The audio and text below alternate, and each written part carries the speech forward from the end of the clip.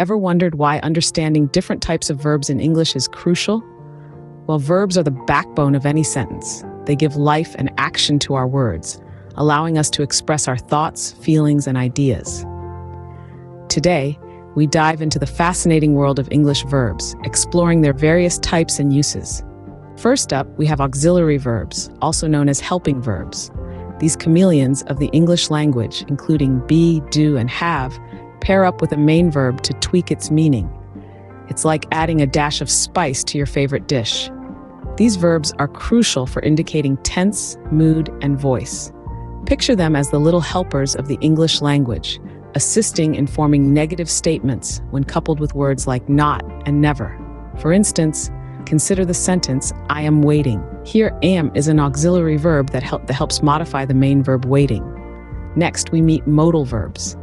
These are a subset of auxiliary verbs that add a layer of nuance to your sentences.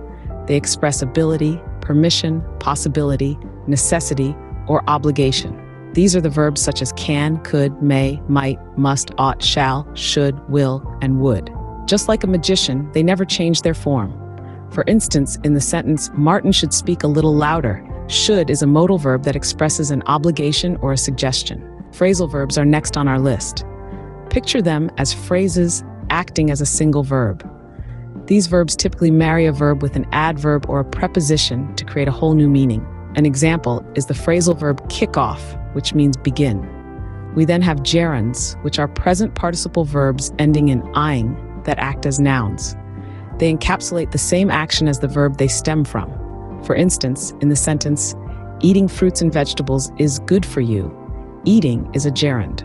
Finally, we have infinitives, which come in two flavors, full infinitives and bare infinitives.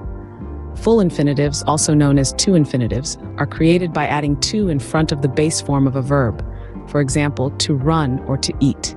On the other hand, bare infinitives, also known as zero infinitives, drop the to and just use the base form of the verb. For example, run or eat. To recap, we have auxiliary verbs that help modify the main verb, modal verbs that express a range of possibilities, phrasal verbs that fuse a verb with an adverb or a preposition, gerunds that act as nouns, and infinitives that are the most basic form of a verb. Each type of verb adds a unique flavor to our sentences, making English a rich and diverse language. So the next time you craft a sentence, remember the power these verbs hold. They are not just words, they are the heartbeat of language.